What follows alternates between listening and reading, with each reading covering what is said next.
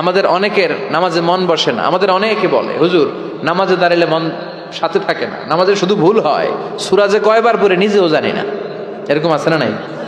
এদিকে ওদিকে চলে যায়। এখন মনটারে কিভাবে আপনি এক জায়গায় আনবেন? বিশ্বনবী বলতেন, আনতা আবুদাল্লাহ কান্নাকা তারাহু, এমন ভাবে নামাজ পড়ো যেন তুমি আল্লাহরে দেখছো।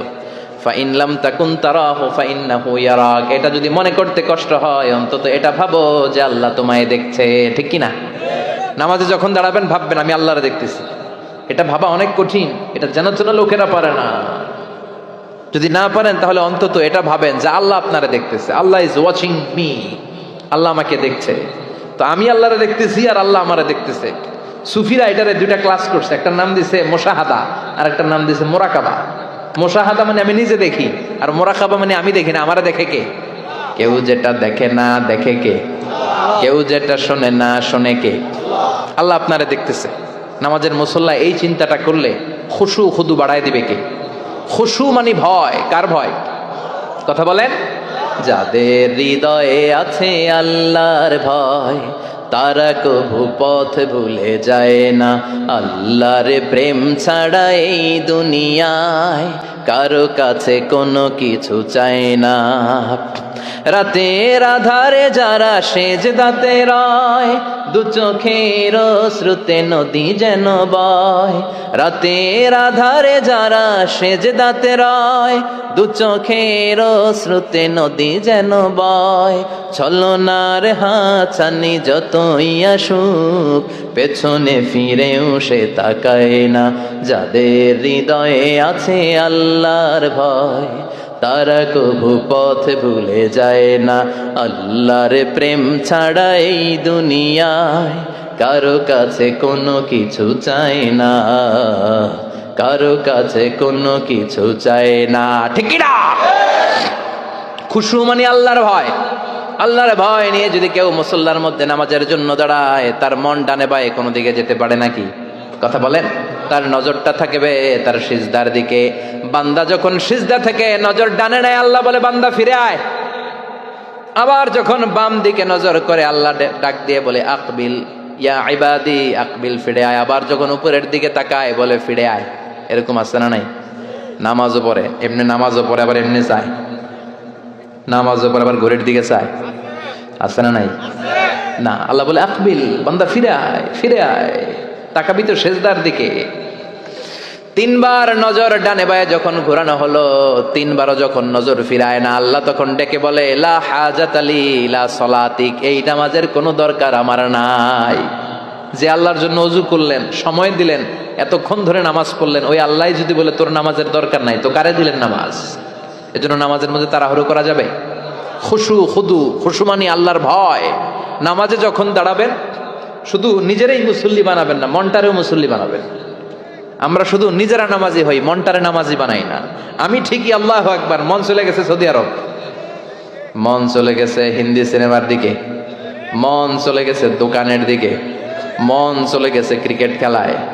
আছে না নাই? উনি কিন্তু মুসল্লি, মসজিদে উনি কি মুসল্লি, উনি হাতে পায়ে একেবারে মুসল্লি, কিন্তু মনটারে মুসল্লি বানায় নাই। এজন্য মনটারেও নামাজি বানাতে হবে। আমরা বলি মনটারে কাজ দেন, মনটারে কখনো অলস বসে থাকতে দেয়া যায় না। আপনিও মুসল্লি হবেন, মনটারেও মুসল্লি বানাতে হবে, তা না হলে মন ডানে বায়ে ঘুরবে। মনের আরবি হচ্ছে কলব। কলব মানে যেটা নাড়াচাড়া করে। এটা এখন এদিকে, পরে ঢাকায়, এরপরে সৌদি আরব, এরপরে আমেরিকা। এটার পাসপোর্টও লাগে না, ভিসাও লাগে না, এটা খালি দৌড়ায়। ঠিক কিনা? এজন্য মনটারে নামাজি বানানোর দরকার আছে না নাই? এজন্য আল্লাহ বললেন কদ আফলাহাল মুমিনুনাল্লাযীনা হুম ফি সালাতিহিম খাশিউন। মুমিন বান্দাদের প্রথম গুণাবলী হলো মুমিন বান্দারা যখন নামাজে পড়ে মনটারে নিয়ে নামাজ পড়ে, নিজেও নামাজি মনটাও নামাজি। ঠিক কি না? আমাদের অনেকের নামাজে মন বসে না। আমাদের অনেকে বলে, হুজুর নামাজে দাঁড়ালে মন সাথে থাকে না, নামাজে শুধু ভুল হয়, সূরা যে কয়বার পড়ে নিজেও জানি না। এরকম আছে না নাই? এদিকে ওদিকে চলে যায়। এখন মনটারে কিভাবে আপনি এক জায়গায় আনবেন, কনসেন্ট্রেট করবেন কিভাবে? বিশ্বনবী একবার মসজিদে ঢুকে দেখলেন এক সাহাবী নামাজ পড়তেছে, আল্লাহু আকবার, নামাজের মধ্যে এরকম করতেছে। এরকম করে না অনেকে? নামাজের পরে দাড়িও টানে, দাড়িও চুলকে। আছে না নাই?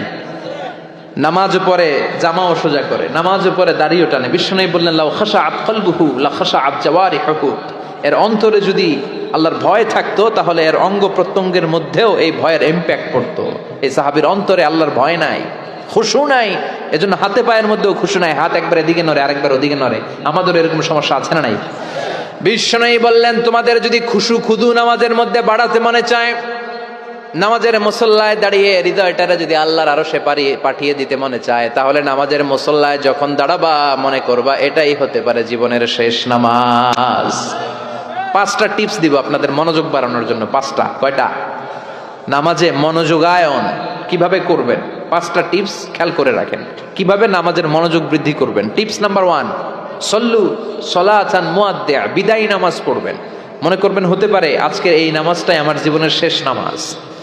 এখন বাজে 10:30, আপনাকে বলা হলো আজ রাত 1টার দিকে আপনার জীবনের হায়াত ফুরিয়ে যাবে, চলে যাওয়া লাগবে না? আমাদের থাকতে পারবো আমরা? চলে যাওয়া লাগবে। রাত 1টায় মালাকুল মাউত চলে এসে রূহ কবজ করে নিয়ে যাবে। আর 1.5 ঘন্টা আপনার হাতে সময়। এই 1.5 ঘন্টায় আপনি নামাজ রোজা যা পারেন করে নেন, আপনার হুঁশ থাকবে? কথা কন। 1.5 ঘন্টা পরে আপনার মরণ। আপনি তাড়াতাড়ি করে অজু করে আসবেন, যা নামাজে দাঁড়াবেন, মনে মনে ভাববেন আজকে জনমের মতো মাফসা আল্লাহর কাছে, আকাম কুকাম যা করছি সব কাইন্দা একেবারে মাফ করায় ফেলাম আল্লাহর কাছে, ঠিক কিনা? সেদিন আপনি অজু করবেন চমৎকার ভাবে পাঞ্জাবিটা পরে, আতর মেখে, টুপিটা পরে মুসল্লার মধ্যে দাঁড়িয়ে আল্লাহু আকবার বলে নামাজ শুরু করবেন। ওই দিনের নামাজে আপনার কোনো তাড়াহুড়ো নাই। আছে? আজীবন তাড়াহুড়ো করছেন, কিন্তু ওই দিন আপনার তাড়াহুড়ো নাই। ওই দিনের রুকুটা আপনার জীবনের শ্রেষ্ঠতম রুকু হয়ে যাবে। ওই দিনের সেজদাটা আপনার জীবনের শ্রেষ্ঠতম সেজদা হয়ে যাবে। ওই দিন আপনি সেজদায় পড়ে চোখের পানি দিয়ে জায়নামাজ ভিজিয়ে দিবেন না?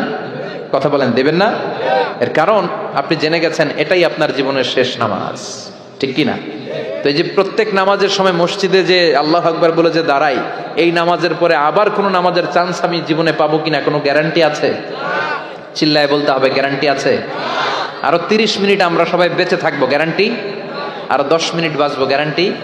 শ্বাস যেটা ভিতরে নিলাম ফেলতে পারবো, কোনো গ্যারান্টি আছে?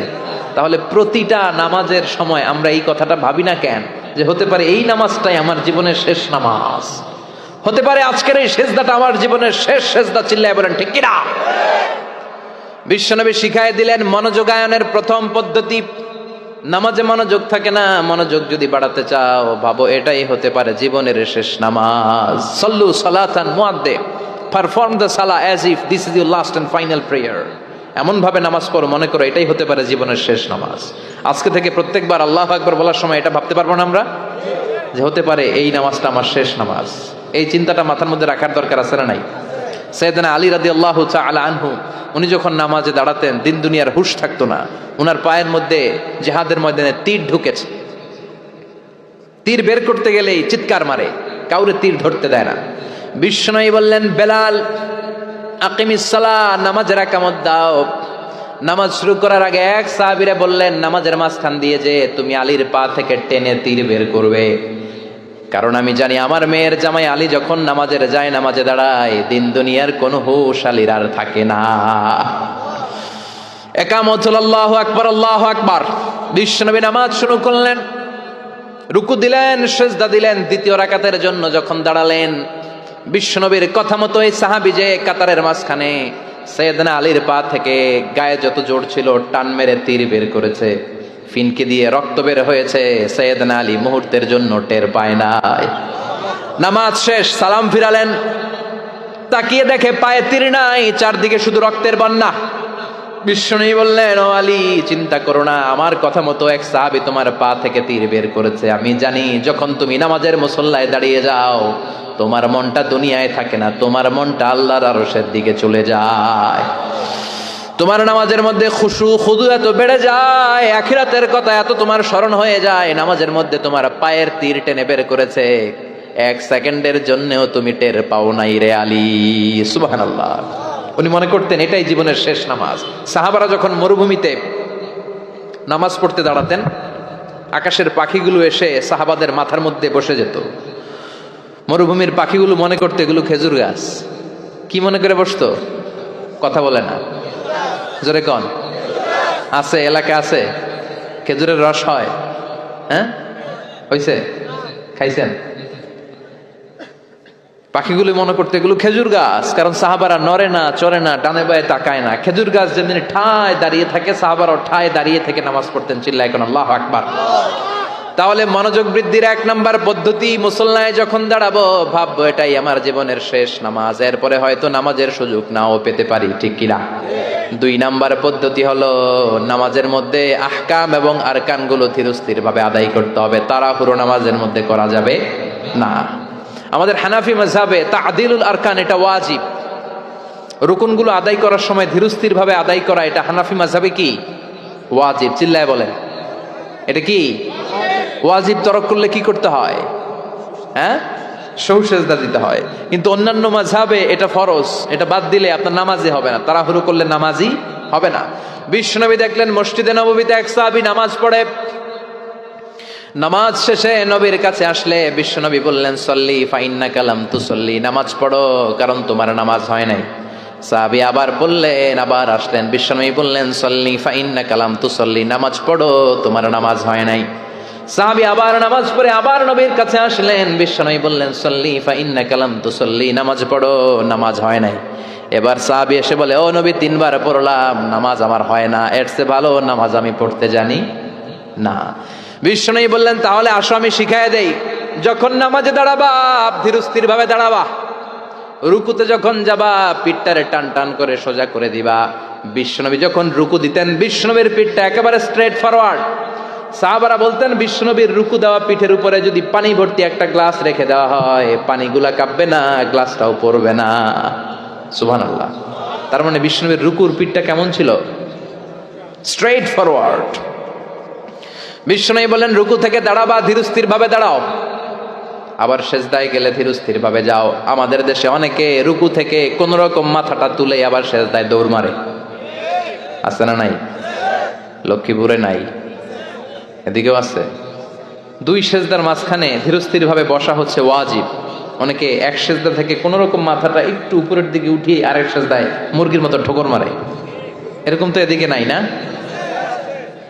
আবার অনেকে ইমাম সাহেবের আগে দৌড় মারে, আছে না নাই? ইমাম সাহেব সামি আল্লাহু লিমান হামিদা বলে দাঁড়াইছে, ওনার আর সহ্য হয় না, উনি আগে সেজদা দিবে, কিন্তু ইমামের আগেও যাইতে পারে না, মাঝখানে যাই হ্যাং হয়ে থাকে, আছে না নাই? মোবাইল মাঝে মাঝে হ্যাং হয় না, মানে সামনেও যায় না পিছনেও যায় না। তো ওনারাও ইমামের আগে সেজদায় যাবে, তো ইমাম যাইতে পারে না, উনিও যেতে পারে না, মাঝ অবস্থায় যায় কি হয়? হ্যাং। হ্যাং হইবেন আপনারা?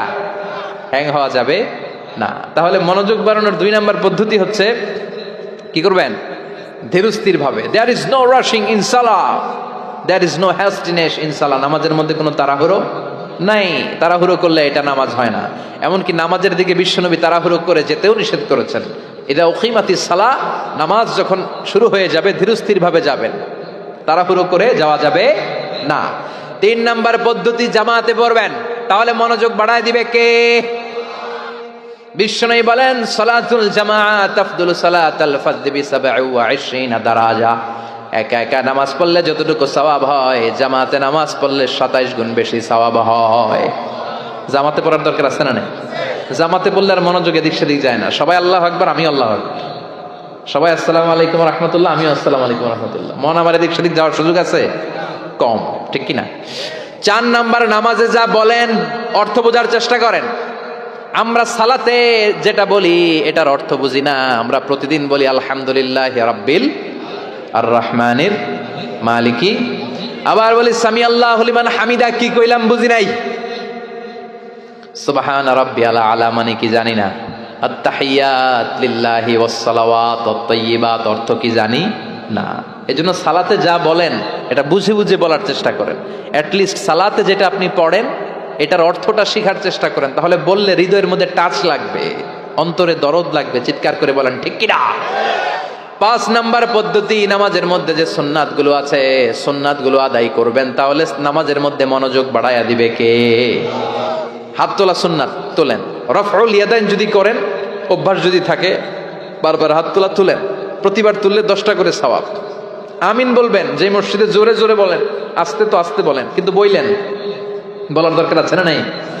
বিশ্বনবী বললেন ইদা আম্মানাল ইমাম আমিনু, ইমাম যখন আমিন বলে তোমরাও আমিন বলো, কারণ তোমরাও যখন আমিন বলো ফেরেশতারাও আমিন বলে। তোমাদের আমিন ফেরেশতাদের আমিন যখন মিলে যায় তোমাদের জীবনের সব গুনাহ মাফ করে দেয় কে?